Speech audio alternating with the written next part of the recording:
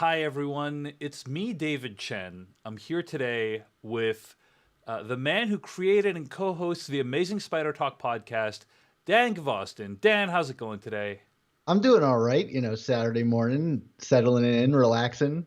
We are here because The Falcon and the Winter Soldier premiered on Disney Plus this week. And we're going to talk about it. We're going to talk about episode one, talk about what we thought about it, talk about some cool Easter eggs, and other things of that nature. So, thanks for tuning in. And again, I'm here with Dan Gvozden. Be sure to check out his work. Always a little bit of a challenge at the beginning of these broadcasts because I got to grab the link and tweet it out, but I've tweeted it out. Dan, you can do the same. And then we can be off to the races. So let's do this thing, dude. Season 1, Episode 1 of Falcon the Winter Soldier. Now, it'd be impossible to really talk about this without mentioning at least WandaVision, which just premiered, right? WandaVision was a show that I thought was really bold in terms of its stylistic choices and had some interesting things to say about grief. Obviously, filled out a lot of the backstory between Wanda and Vision. So the question is, what is this show going to do? Is it going to be similar in any way? Certainly, it seems a lot more conventional when it comes to the plotting. It seems much more like kind of spy thriller combined with normal Marvel action movie kind of deal. Curious if you had any expectations going into Falcon and the Winter Soldier season 1, episode 1. Well, it's funny because this was initially supposed to be the first debut of Yeah. this Marvel TV experience, and it certainly seems the more kind of conventional take on it, and maybe the safer bet for that. I think you've talked in the past about, or we've even talked in the past about, now the first 3 episodes of WandaVision is kind of like a pill you have to take. For a lot of people, it was a big hurdle to get over. And I've heard anecdotally from friends that are like, what even is this? And yet that show eventually kind of carved out a place for itself.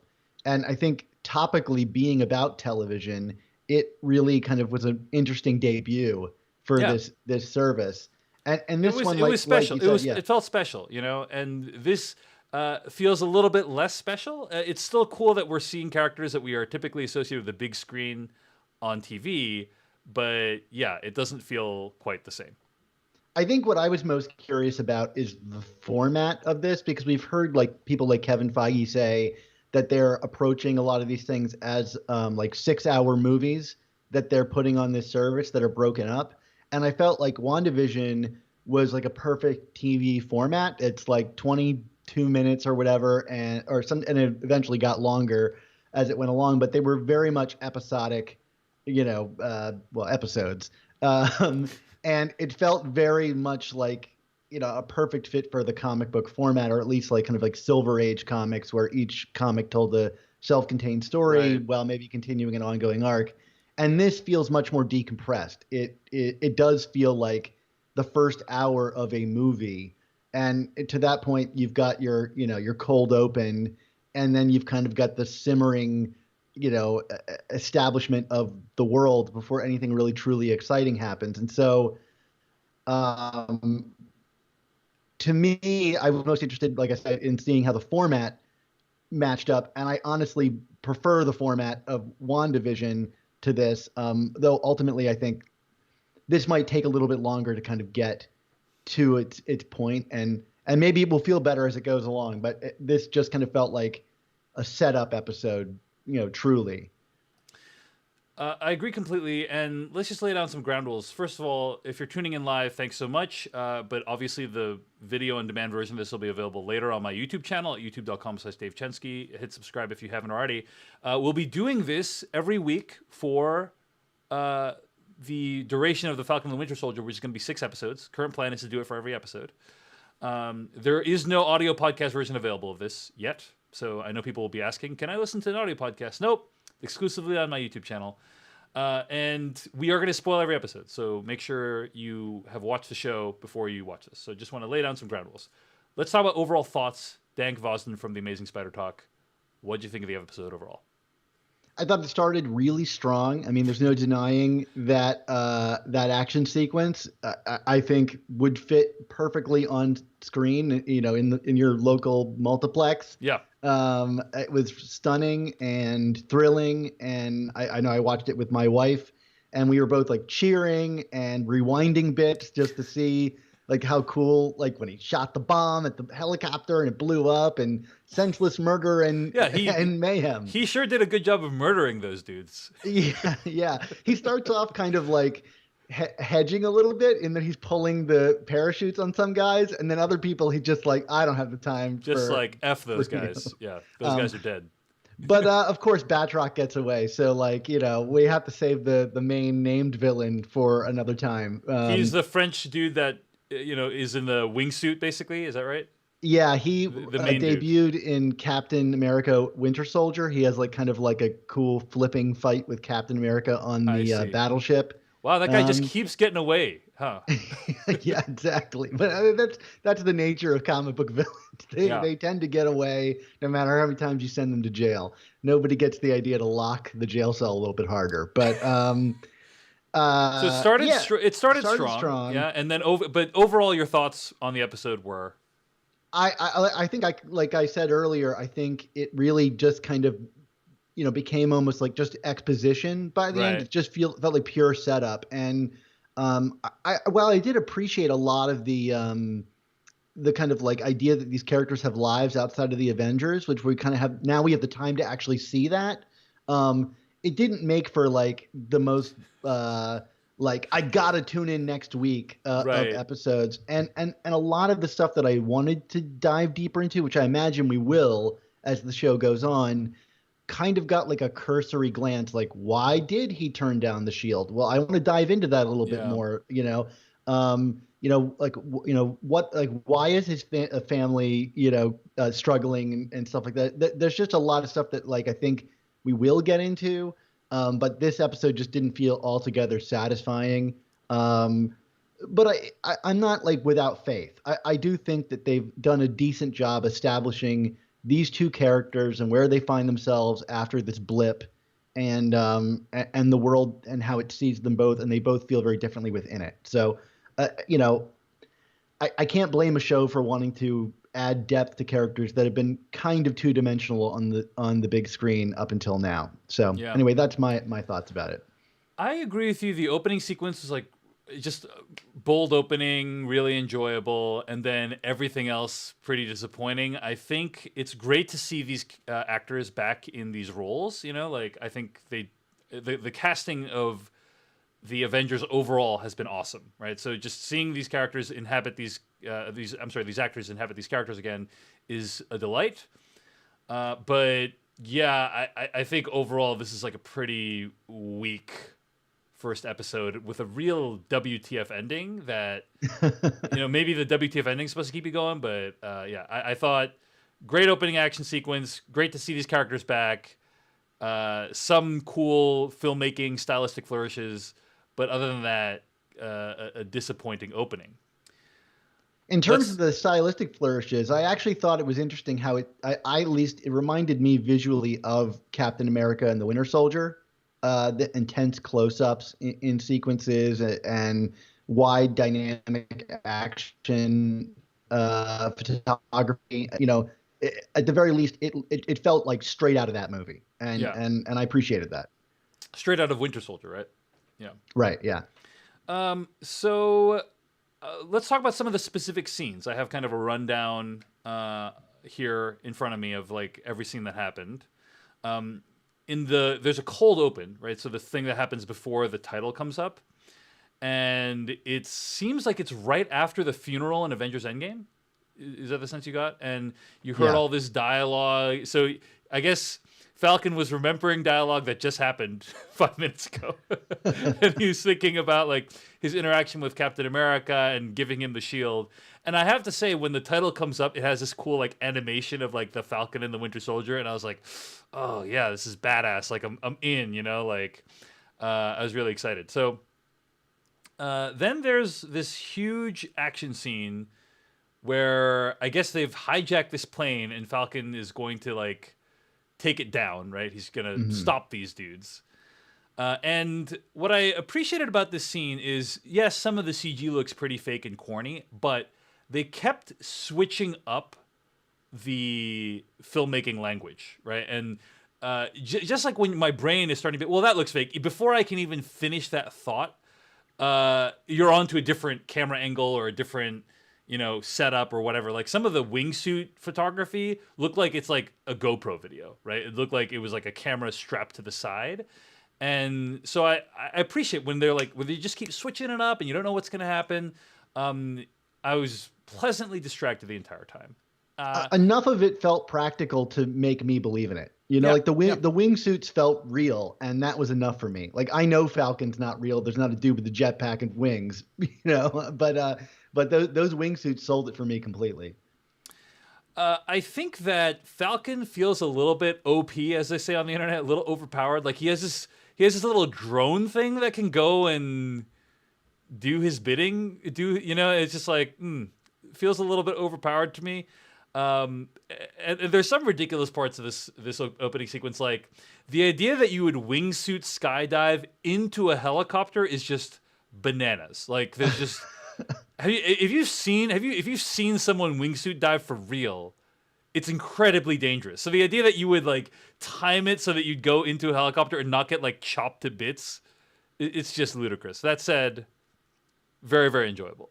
Well, that's the thing. I like ludicrous is out the window for me. I like watching the guy make that transfer into the helicopter was really cool. Yes, I got really into it. His drone is. What if I were to tell you in the comics he doesn't have a drone? He literally can mind control birds because he has a mental link with birds. And Red Wing is actually a falcon that is his partner, who I guess over time has been droned and been given mechanical parts.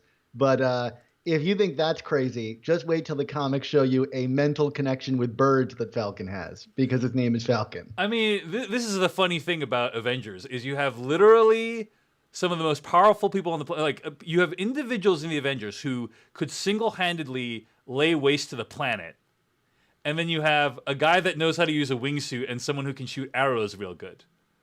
Yeah. Also, Natasha Romanoff can fire guns and stuff. It's just like feels like a real disparity in terms of people's powers. But at least in that case, he'd have powers, Dan. Well, there was a guy on the Avengers named Black Knight who was literally a guy in armor with a sword from like the Middle Ages. So, and he's about to make his debut in the Eternals movie. So we'll see how they handle that. A couple of other thoughts from this opening scene, which again, I just want to say I found highly enjoyable. Right, one is.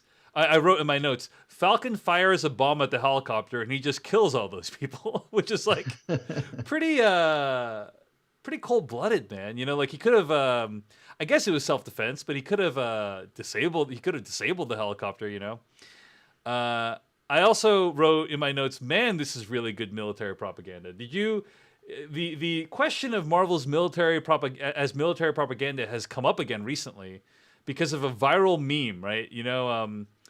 From WandaVision, there was this meme that was like, what is grief if not love persevering? And someone put, what is Marvel if not military propaganda? And that got like hundreds of thousands of likes. Oh, wow. I didn't see this. And I mean, I think that I can't not see it anymore. When I watch Marvel films, it's like, these are movies that have often been made with military involvement. And in this case, it's like there's a nice Middle Eastern couple in I don't remember where it is he's at in this. Was it in Tunisia, right? Tunisia. Tunisia, and they're like so not Middle Eastern necessarily, but they're like, hey, thanks for saving my life. It's like, wow, the influence of America around the globe is obviously a positive one. There's no way we've done anything terrible like that. Sustained military forces haven't done anything terrible. Anyway. Oh, well, don't worry. At least it got the yellow filter. Oh, yeah. Well, that's how you know something's in a different country, right? Right. It immediately took me back to like Indiana Jones and just how much respect I have for that movie, despite its horrible stereotypes. But like, at least it didn't give a yellow filter to it. Like, it just felt like any other place, At least no yellow filter, yeah. Yeah. But yes, apparently the military has done some good. Well, I think it sounds like Falcon specifically has done some good in Tunisia. So the Tunisian people are very grateful for our presence there. What did Okay. you think about Falcon kind of like returning to his role within the military? I mean, I feel like that to me was at least the most interesting thing about like his place after the blip and saving the world is that like he just kind of seems like a military contractor. There's no kind of like bigger, higher power like shield or anything like that. He seems to be involved with. He's just kind of back to being kind of like a military grunt, if you will. Well, this goes towards my biggest problem with Marvel things in general, right? Which is that a lot of the times the stuff that happens between Marvel movies is both major and interesting, and then we don't get to see it. Right. So let me just throw out a few examples. The difference between like Infinity War and Endgame with like Hulk, like he's like, I put the brains and the brawn. It's like, what happened? How did he do Would that? have What loved happened? to see that. What was that journey? I think, by the way, my understanding is that Marvel owes royalties for any Incredible Hulk films that are standalone. It needs to pay Universal, so that's part of the reason why we haven't seen a standalone Hulk film, is my understanding. Not 100% sure about that. But what is Universal doing with that license? Well, nothing, obviously. Yeah. They've not been successful. So then Tony Stark, end of Iron Man 3, he's like, I am Iron Man, no more. And he blows up all the suits. And then in the next film, he's Iron Man again. You know With what I an mean? even Like, bigger scope, he's got like drones all around the world. Age of Ultron, he's Yeah. got like multiple Iron Men. yeah. And it's Yeah. like, oh, okay. I guess it didn't last too long, And he healed himself. Don't forget that. He took the shrapnel out of his heart. Oh, yeah. Oh, yeah. Don't forget. So all these interesting things that it's like, we're ending with Captain America giving Falcon the shield, and now you're Captain America. It's like, no. We're going to undo all that. And my sense is, because we see him at the Smithsonian putting the shield in the museum, my guess is this series is going to be about him realizing he's the new Captain America, right? Like, Right. coming up with the strength to be the new Captain America. Because it's less interesting, I guess, if he's already Captain America and going on Captain America adventures. It's more interesting if he's still struggling with the idea and needs to come into his own as Captain America. So, And I suspect they're going to wade into the racial politics of that quite like heavily over the next few episodes. Of I like, hope that so. means. I feel like Marvel's track record on race has been pretty weak thus far. Yeah. Like, I don't know that they've even when there have been opportunities to say things about race, like in, say, WandaVision as an example, they have not done it's not that they've done a bad job. It's just that they haven't done any job, in my opinion. Like, none of the films or TV shows seem to have anything interesting to say about race. And there was a lot of potential there with WandaVision too, with Monica Rambeau and all this stuff. But it wasn't there. So we'll see if this episode kind of hints at directions they might go, but we'll see. Yeah, we can talk about the final reveal of the episode, and because I think that is the biggest kind of tipping point for why I'm feeling this way. Okay, so we see him putting the shield into the exhibit. He's hanging out with Don Cheadle, which is cool to see. Cool to see Don Cheadle's in the show a little bit. For sure.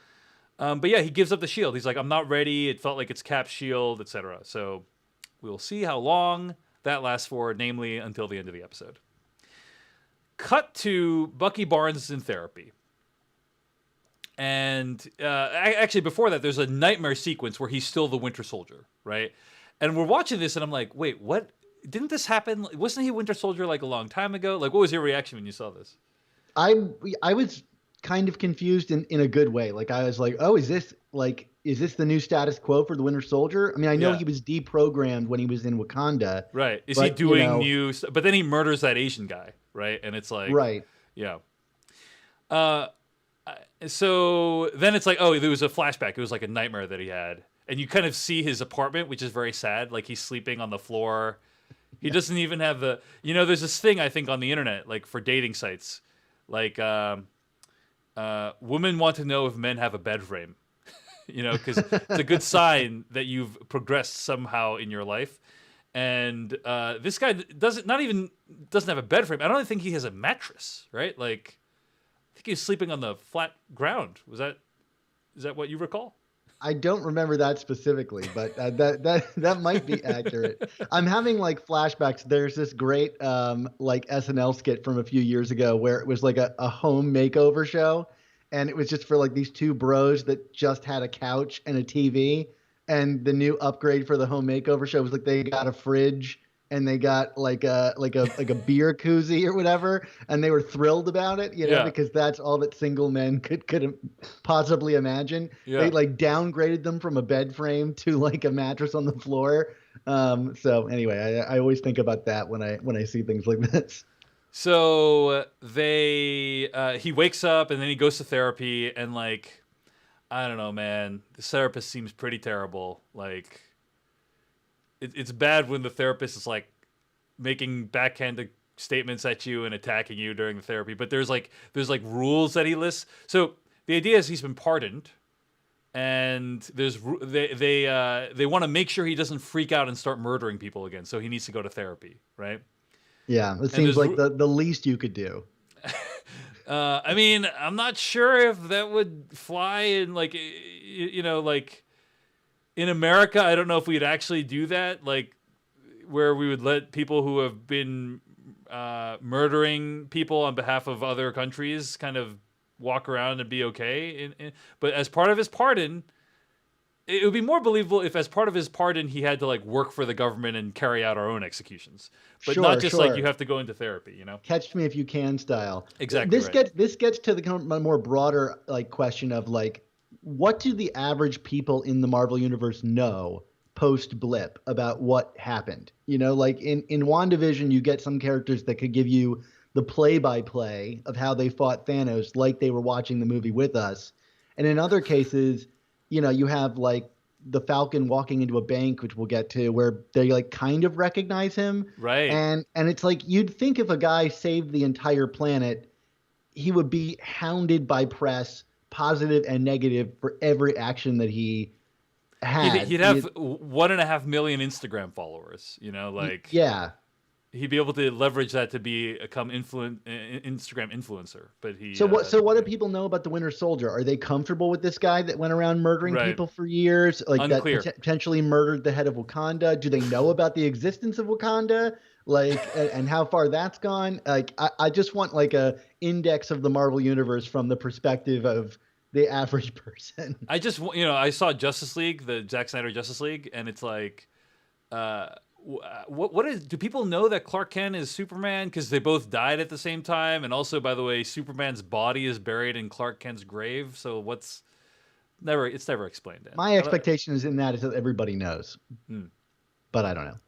So then there's rules he needs to follow, and I don't recall. Do you have the rules written down? Like, rule 2 is don't hurt anyone. That's the only one that I remember exactly. But did you take notes on this? I think it was like don't invade others' privacy or something like that was one of them. Yeah, something like that. Yeah. Anyway, the therapist is really mean. She says like this guy's all alone, and she asks the question: "You've got your mind back. You're being pardoned. These are good things. You're free." I'm sorry. He asked the question: "To do what? To do what?" And you're missing that we're also cross-cutting with him breaking all of these rules while she's talking about 100%. It, which I thought was a fun sequence. Yeah, that's fun. That's fun. And this is something that I think WandaVision and this show have tried addressing, which is that basically superheroes being superhero traumatizes these people, right? It leaves lasting impact on these people, and or they have difficulty reintegrating back into society after these things happen. And I think to the extent that these shows have any kind of thesis, that's a part of it at least. So the rest of the show, there's a couple of plot lines. First of all, there's this group called the Flag Smashers. Is that what Flag Smash? It's a very silly name, right? Yeah, well, I mean, we live in a world where there are the Proud Boys, so yeah. I'm okay with Flag Smashers. So one of Falcon's colleagues, Danny Ramirez, I think, right, is in Europe, and where is he? Do you know what country he's in? I thought he was just Switzerland. He's right? in Switzerland. He's in Okay. Switzerland, yeah. And he is trying to kind of film / capture some of these flag smashers. And they pull a Thomas Crown affair, the Pierce Brosnan thing, where they give everyone masks, everyone's running around, it's chaos, and they steal 2 large gym bags worth of stuff. I don't think it's ever revealed what's in the gym bags, right? As far as you can They recall. suggest that it's money. Somebody shouts like, "He's got all the cash" or whatever. Got it. And Danny Ramirez is messed up in the face, but he doesn't. He survives. They stomp him in the face, but he's fine. They leave him alive for some reason. And there's this guy who's wearing like a Flag Smasher's mask who may be set up as kind of the big bad of this season. So what did you think? I thought it was a pretty cool sequence. Good production value. It's like, oh wow, like this is like a Marvel film, you know, and I appreciated that. Any other thoughts on Flag Smashers? Yeah, sure. I mean, Flag Smasher is a guy in the Marvel Comics universe who has the same kind of MO as these characters, that they want to destroy this kind of nationalism and break down borders. And I thought it was a really clever twist on that to suggest that there are people post blip that enjoyed the blip when there was kind of a unified threat that broke down nationalism. It's kind of like the ending of Watchmen, the idea that the world could bond together to fight an alien invading force. And here, it's like, okay, our unified threat against the blip. And I thought that was a really neat way to like adapt the concept of this Flag Smasher character. And that was neat. And the Danny Ramirez character is a character named Lieutenant Torres, which I think is his character Joaquin Torres, who was the Falcons' kind of like right-hand man in the comics, who eventually became like half Falcon, half man himself, and took up the mantle when Falcon was Captain America. So I think maybe they're potentially seeding more legacy there. But of the sequence, I thought it was like fun and interesting, and it got you asking questions because clearly one of the characters seems to be super powered, and you just start asking yourself questions like, well, how did that happen? And I think that's kind of where they're really putting all of their money on, is you kind of being curious about like what's going on with all of that. Yeah. More than like what's in the bags. Fair enough. So this is pretty cool sequence, and then the rest of the episode is kind of divided up into Falcon in Louisiana and Bucky in Brooklyn, right? Like those are the kind of 2 parallel plot lines that make up the rest of the episode. And neither of these I found particularly compelling, but why don't we start with Brooklyn? I think that's a little bit easier. And I just gotta say, Dan,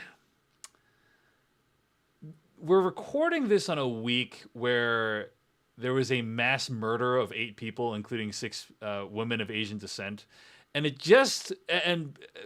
I think many of us in the Asian American community and perhaps society at large are kind of reevaluating the place of Asian Americans in pop culture as one component of how Asian Americans are perceived. And I don't know, this whole sequence with Bucky just struck me as a little bit weird, where he's befriending the dad of the guy he murdered, and then kind of asking this girl out on a date who, like, I don't even know if we're ever going to see her again in the show. Right, he literally just walks out on her mid. Yeah, he just super ghosts her. It's not even ghosting. He just literally like walks away and leaves, and it's just like, I guess he has a history of ghosting people, but I think just the thing I would say for people who are watching this and may appreciate the rest of my work and therefore are pondering social issues and depictions of minority groups in popular culture is just like, when I look at a show like this, I wonder like, what do people perceive Asian people as in shows like this? You know, as people that white men can date, and as people that white men can befriend to alleviate their guilt, and as people that white men can murder. I mean, that's one extremely reductive way of looking at it, but it was a little bit on my mind as I was watching this. Is like, Asian Americans are often the side characters in these things, and I'm curious, like, what kind of side characters are they? And in this case, it was what I just said. It's funny. I actually interpreted it the other way around, and perhaps I'm wrong. Is that like he was friends with this older gentleman from before he was frozen, and it inadvertently turns out that he, unbeknownst to him, had been murdering people as the Winter Soldier, and at the end was finally made the connection that this person that he killed was the same as this guy's son. But I guess I'm mixed up that well, because the reason you think that is because, well, why do you think that? Yeah. I guess just the way that it was presented is that like I felt like it showed him kind of having like a realization, which is when he rushes back to his apartment because she says it in the middle of the date, Right. like his full name, and that his son disappeared. And he has never thought about asking him about his son in that way before. And so he runs back and checks his list of people that he's killed and makes that realization. So it wasn't that I felt like he was befriending this guy because of assuaging his own guilt. It was an old friend of his that he's now realizing that he's harmed people directly in his life because of his former actions. I don't think so. And because he has the name Nakajima in his notebook as well, right? Mm-hmm. So it's like he's written down a list of all the people he's wronged. So he's got to have known that this guy Yori, they have the same last name, and I know that's not like necessarily therefore he's his father, but like the whole time, like literally every scene that Yori's in, they talk, or except for the first one with the garbage, they talk about his dead son. So and he's like, yeah, my son, he used to love this kind of mochi with red bean. And then later the girl's like, yeah, he really has been in bad shape since his son died, I don't I guess that was what I thought motivated him leaving the date, was that like he had this like sudden realization. I think he had a sudden realization. He kind of realized like, oh, I need to go, I like my emotions are brimming over. I must now go tell this guy. And by the way, I think that this idea of like providing truth to the people who you've wronged is like not a bad one. I really appreciated how Paul Greengrass's The Bourne Supremacy did this exact same thing.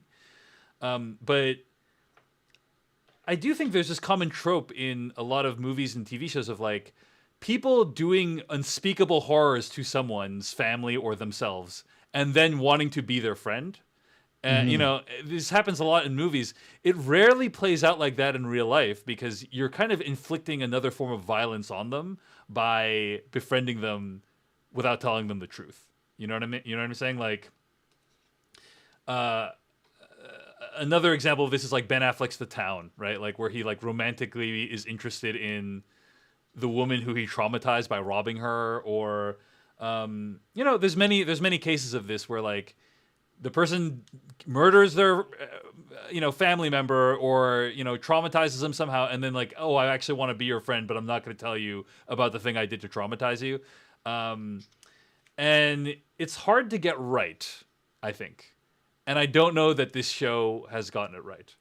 It's funny, just you recontextualizing that for me completely changed my opinion on how this was handled, because while I was watching it, I was like, oh, this is really sensitive and nice, especially in a week like this, that it shows this guy's been friends with this guy forever. And, it's really kind of like integrating, the Asian experience in World War II and, and all these things. And then you're telling me this and I'm like, wait, that's probably right. And now I'm like, oh, this is not as sensitive as I thought it was. Well, and then he doesn't even tell him, right? Like he doesn't tell him shows up at the father's place and he doesn't tell him, as far as I can tell, right?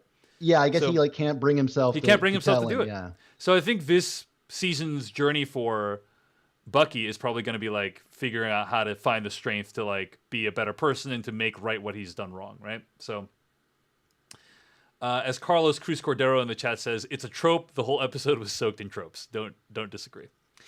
Okay, so that's kind of Bucky's storyline, is his struggle with that, and I don't think we really get that much more of Bucky. Meanwhile, in Louisiana, we meet Falcon's family. We meet Sam's family. His sister has children. His sister, she's having money problems, and I was like, what the hell show are we watching? Sam's like, let's consolidate the loan, lower your monthly payments. I'm like, is this a banking commercial? Like, what is going on here?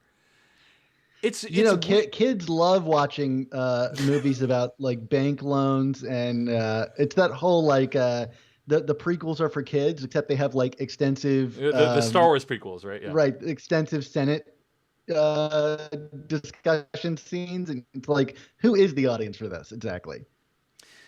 So she's having money problems, and they basically like apply for a business loan, and they're turned down. And I'm curious, like, oh, is this series going to examine the history of our? There's a couple things that are going on here. One is the Marvel shows are slowly dealing with the blip. They're not confronting it head on, but they're kind of making reference to it, like in WandaVision, right? Like they allude to Monica Rambeau's trauma with the blip and everything like that, but they don't really like talk that much about it. Same thing here so far. They allude to the blip, they don't really tackle it head on. That's one thing that's happening. The other thing is, I'm curious, like, is this show trying to, or going to, make meaningful racially related arguments about like this country's history of discrimination in the form of things like redlining and denying people of color bank loans and so on. I'm curious. This scene feels like a nod to that. But what did you think of this whole stuff in New Orleans and Louisiana and Sam and his sister and their relationship? I mean, I think I said at the top that I enjoy the idea that these people have lives that they leave behind to go do their super heroics, and that we're going to be able to explore that here. I just don't know that I felt like this was a good match for the it's just, I don't know why I'm interested in this. I don't necessarily care about her business and them being able to continue owning this boat that their parents bequeathed to them. It's trying to set up these emotional stakes for you, right? About like the reason you care that Falcon succeeds is so he can deliver on this loan for his sister, right? Yeah, and I appreciate that. Yes, the kids call him Uncle Sam, and that's cheeky, and all of that stuff. But yeah, it just felt so low stakes to me. I know that like for in that character's world, Dan likes a blue beams in sky and the universe ending. He doesn't like these low stakes, right? I mean, I don't love Blue Beam in Sky, but I don't want to profess my love for that. But I didn't know like why this mattered to him, because like the world, like I said, is still so unformed. Like it just doesn't make sense to me that he couldn't just go on Twitter and be like, "Help my sister buy this boat." Right? Do a GoFundMe for Falcon. It just. And the thing is, in the past movies, people have been like, "Oh well, when the universe was almost ending in Thor 2. Like, why didn't they get the Avengers together for that, Or, when any of the things that happened in any of the Avengers, like in like Iron Man 2, why didn't they get the Avengers together? Or Iron Man 3, why didn't they get the Avengers together? And this one is not even, why didn't they get the Avengers? It's, why didn't freaking Falcon call Happy or Pepper Potts and be like, give me $100,000, please?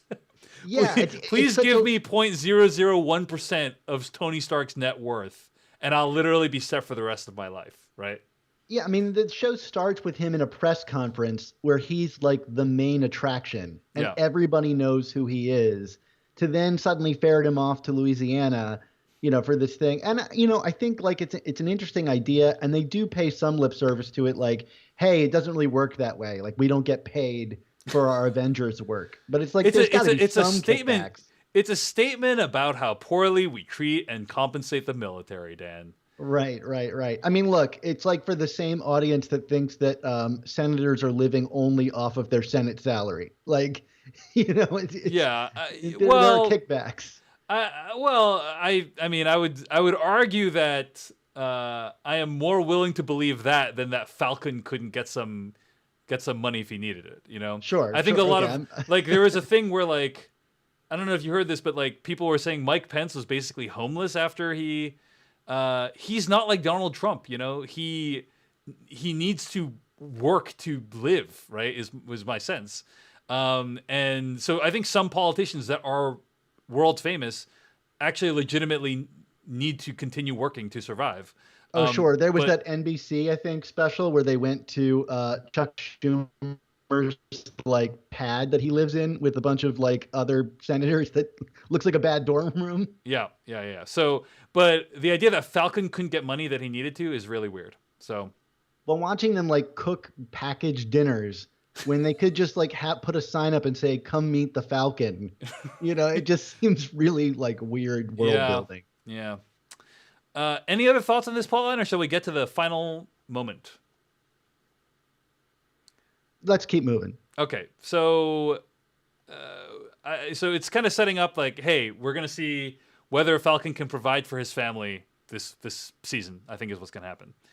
Sure. It's not something that you or I particularly resonated with. It's not like, oh wow, like this whole backstory. I do think it's interesting to see the Avengers outside of the Avengers movies. So like when we were watching WandaVision, at one point Wanda got in a car, and it's like, I don't think I've ever seen Wanda in a car before, and so that was interesting. So I just don't know that I felt like it was as adeptly handled as like meeting Hawkeye's family in Age of Ultron. Like that felt like an actual extension of that character, that he would have a family that he intentionally kept distanced from them. That resonated with me a lot more. I don't know about the plausibility of it, because what I'm saying is I think this is just as plausible, because the idea is that like Falcon is kind of a military dude and he has a family, but it's just like, it's more that the challenges that they faced felt out of proportion given the fact that Falcon may or may not be world famous, right? Right. Like we see people, influencers on Instagram who have like, let's say 10x as many followers as me. They're able to make a living on just Instagram, and it's just like, and I don't have that many followers is what I'm saying. So the idea that Falcon, who helped save the planet, would be struggling is odd. But the idea that he has a family, that whole thing, like I thought that was all, the dynamics seemed all very plausible to me. It's just more the actual struggle they're facing felt weird given what's happened in the. I did like the idea that like with all these people who were blipped away coming back, and the government seems to have set up some kind of fund to reintegrate those people back into society and the economy. But that means that there's like a run on available cash at the banks. And that at least like provided like there's endless level of there was the blip stimulus plan, basically. Yeah, BSP or whatever they called it. I don't know that is actually what they called it, but there was something like, you got to imagine there's something like that, so that's cool. Anyway, final moments of the episode, we find out there's a new Captain America. And it's just such a weird moment to end on, because I had no idea who this guy was. Mm-hmm. It's Wyatt Russell, who's Kurt Russell and Goldie Hawn's son, right? Who's playing a character who's named John Walker. And he's the new Captain America. Do they name him in this episode? I don't think so, right? They don't. They just like have this guy step out. And I think and you can speak to whether you felt this way or not. I think you're meant to be just kind of stung that they would, go and give this up to someone without, consulting him. And that it's just like a random white guy that looks like Captain America adjacent in an ill-fitting costume. Yeah, I mean, he looks a little goofy in the costume, I gotta say. Yeah. Also, like, I'm curious, like, this is the question I asked, is how jacked is Wyatt Russell? I don't know. When I think of dudes that are super jacked, the guy whose brain melted in that Black Mirror episode that Dan Trachtenberg directed don't come to mind. So I'm like, is Wyatt Russell like secretly jacked and I don't know it? Neither does Kumail Nanjiani. So, I mean, we're kind of past that like window. Oh, well, Kumail went on this whole like super training regimen. So the question is like, did Wyatt Russell do the same thing? I'm curious. Yeah. But yeah, so all about John Walker's role in the comics. Sure. And kind of, he's like a much darker version of this character, as far as I can tell, in the comics. And that's not going to be the case for Falcon and Winter Soldier, is what I understand. But given what you know about John Walker, what are your hopes for this Captain America? And also, do you think he's being set up as the antagonist this season? Because it seems like Falcon is just like, not cool, man, not cool, right?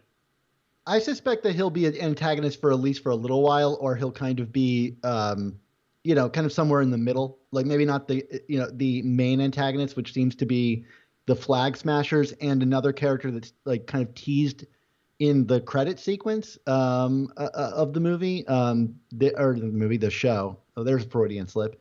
But uh, the character himself has kind of oscillated back and forth in the comics in an interesting way.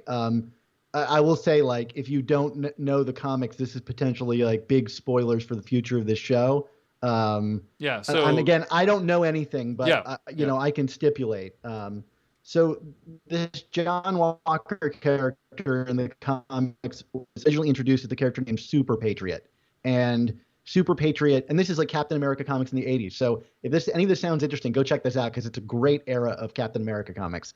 So he was introduced as this character named Super Patriot that was kind of anti-Captain America. Like Captain America at the time kind of went with the Civil War thing where he was like, I believe in the virtues of this country, not the laws.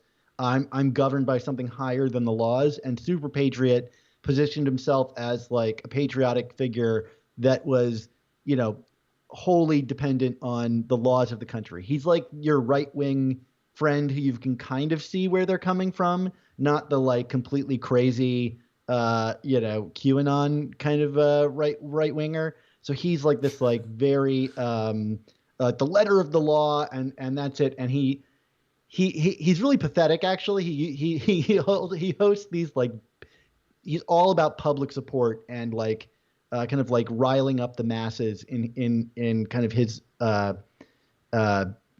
it's like early Twitter. And he used to stage these big shows where he would beat up on people dressed up like Captain America, who he called the Little Buckies. And he would just like beat up people and cause these crazy rallies as the Super Patriot. But at a certain point, Captain America denounced his role as Captain America, and because of his difference with the government and what they were asking him to do, they wanted him to just purely be an agent of their laws and military agenda. And so then they brought this guy in, no longer Super Patriot, but as a character named U.S. Agent, which I think is what they're gonna kind of call. They call him Captain America in this episode, but he's got like this big kind of like A symbol on his back that's reminiscent of the U.S. Agent logo. So I don't know if that name will ever really be adopted. I imagine when and if, but it's going to be a when. Falcon becomes Captain America, you know, perhaps he'll embrace his other name. But his role is kind of to play that kind of like antagonist of like, I'm truly the government's guy, in the way that we kind of saw War Machine do in Iron Man 2 or Iron Man 3, where he was like the Iron Patriot. Right. So that I think will be really interesting to see play out. And I think that's kind of what they've already set up at the end of this episode is this guy was instated by the government. Yeah. He's like a white, probably conservative character. We should point out that in the case of like WandaVision, the show went in a much different direction than the comics, right? Right. Like Agatha Harkness in the comics was a mentor character, as like not an antagonist. Am I? Again, it's off and on. She's kind of a mentor for the Fantastic Four, but becomes an antagonist for magic users at some point. Yeah. So, but my point just being like, just because it was in the comics, not only doesn't mean they're not going to play it out that way, they might not even have the same dynamic as the one they had in the comics, right? So it's true, but I think the essence of the character will probably remain if the ending of this episode is to suggest anything. It ends in a very off-kilter. Like you're not like, yay, new Captain America. You're like, something's off about this guy, right? That's kind of the feeling we're left with. Okay, let's wrap up here. If you're just tuning in, thanks for joining us. We have over 100 people watching this broadcast right now. And Dan and I will be broadcasting every Saturday morning or so to talk about the latest episode of The Falcon and the Winter Soldier. This will be exclusive to this YouTube channel. It's not going to be a podcast, and we are going to spoil and discuss every episode in depth. But you can look forward to more discussion in the coming weeks. If you have any questions for us, let us know, or anything you want us to discuss, let us know in the chat. I'll pop it up in the video, and you can be part of the video right now. But as we're waiting for any final comments from the chat, Dan, any other comments about this episode or any other Easter eggs or anything else you want to mention that you liked or didn't like? Sure. I'll give like two quick Easter eggs. So there's one moment where there's kind of the funniest part of the episode where they mention Captain America living on the moon and watching over us all. There's a character in the comics called the Watcher, which we saw in, I think, Guardians of the Galaxy 2 in the Stan Lee cameo. These characters called the Watchers, and one of them lives on Earth's moon and watches over all the events on Earth. And at some point he was murdered and replaced with Nick Fury, who lived on the moon and was imprisoned there to watch over all of humanity. So that's a reference to that in the comics. And then the big one that I think actually will have like potential ramifications for the show is in the credits. There's a poster that says Power Broker. And the Power Broker was a character in the comics, was a character that became a group of characters called the Power Brokers, or the Power Broker Elite. And they were a group that basically replicated the super soldier serum to give other people Captain America-like powers, which is what I think is going on with the characters in the Flag Smashers.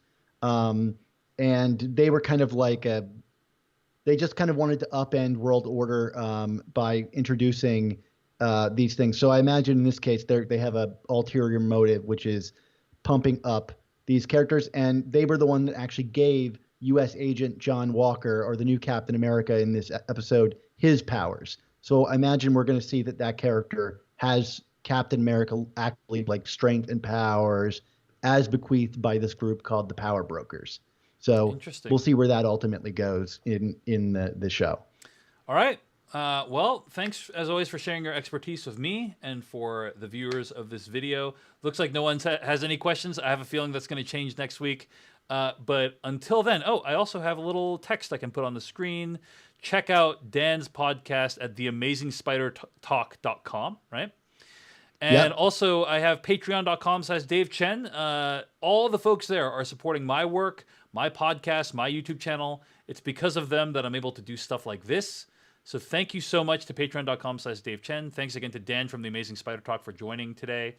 Hope you enjoyed this chat about Falcon and the Winter Soldier. If you did, please hit like or subscribe. Hit that bell icon. You'll get notified whenever a new video goes up. I have some cool stuff coming out this week.